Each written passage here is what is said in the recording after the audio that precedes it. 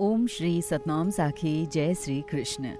परम श्रद्धेय सद्गुरु स्वामी शांति प्रकाश जी महाराज के सत्संग प्रवचनों से संकलित परम पूज्य आचार्य सद्गुरु स्वामी टेऊराम जी महाराज के पावन प्रसंगों का अपूर्व संकलन सत्संग वर्खा भाग 20 पार्ट 4 घंडू भगत का निमंत्रण व गुरु महाराज जी की सहिष्णुता। एक बार घंडू भगत ने महाराज जी की मंडली को अपने यहाँ भोजन का निमंत्रण दिया। घंडू भगत को ये मालूम भी था कि महाराज जी वैष्णव हैं, फिर भी वह जानबूझकर एक मछली ले आया और उसे अपने घर पर तवे पर रखकर तलने लगा। जैसे जो वो तलने लगा तो उसकी बाहर गंध आने लगी।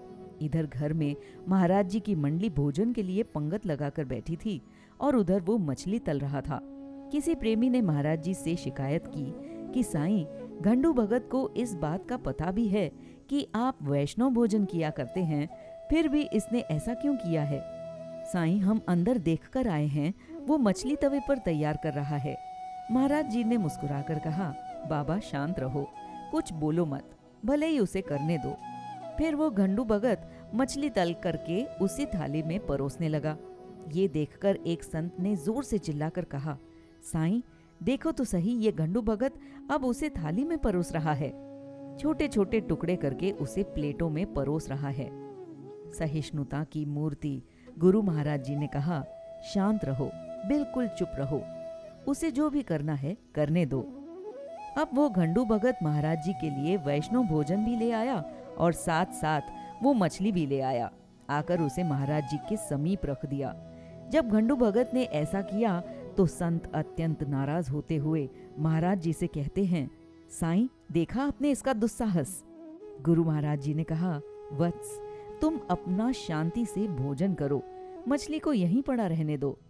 अरे बाबा, मछली कोई तुम्हारे मुंह में जबरदस्ती उड़कर थोड़ी आएगी। अब वो तली हुई मछली महाराज जी के सामने रखी हुई है और महाराज जी शांत चित्त से अपना वैष्णव भोजन पा रहे हैं।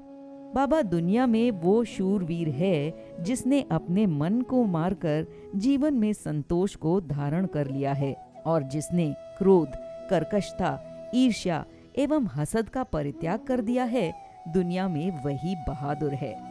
महाराज जी एवं सभी संतों ने भोजन पाकर बस किया और वो मछली वहीं की वहीं थाली में पड़ी रही। तभी महाराज जी कहने लगे, बाबा घंडू भगत, अब हम चले, भोजन तो हो गया। तभी वो घंडू भगत कहता है, साईं थोड़ा ठहरिए। ये सुनकर महाराज जी भी बैठ गए। अब वो भगत भीतर गया और भीतर से कुछ हाथ में महाराज जी के लिए भेंट व प्रसाद लेकर आ रहा है। प्रसाद तो वो ले आ रहा था, लेकिन साथ साथ बड़ा पश्चाताप और दर्द से भरकर रो भी रहा था।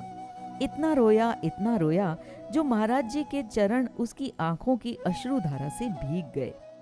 महाराज जी के चरणों में लिपटकर कहने लगा, साईं, मुझ अज्ञानी को माफ करो, मैंने आज बहुत बड़ा अपराध किया है।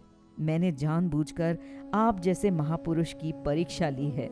साईं, मुझे आपकी परीक्षा लेने का कोई हक नहीं है, मैं तो एक तुच्छ जीव हूँ, मुझे माफ कर दीजिए प्रभु। महाराज जी, मैंने सोचा कि आप इस घटना पर मन में अत्यंत क्रोधित होंगे, परंतु आपने तो अपने मन का ही अंत कर दिया है। यदि आप क्रोध भी करेंगे तो हम जैसे मनुष्यों के लिए वो भी कल्याणकारी ही होगा। घंडू भगत की वेदना व पश्चाताप को देखकर गुरुदेव स्वामी टेऊराम जी महाराज कहने लगे, वत्स, हम भला क्रोध क्यों करें और किस पर करें? हम तो पहले ही इस मन को संतोष व सबुर का पाठ पढ़ा चुके हैं कि हे मेरे मन, संसार के सारे पदार्थ तुच्छ हैं, संसार में सिवाय परमात्मा के और कुछ भी नहीं है। यदि संसार में कुछ है भी तो वो है भगवान का नाम। अतएव यदि आपने हमारी परीक्षा ली भी है तो फिर क्या हुआ, भले ही ले लो।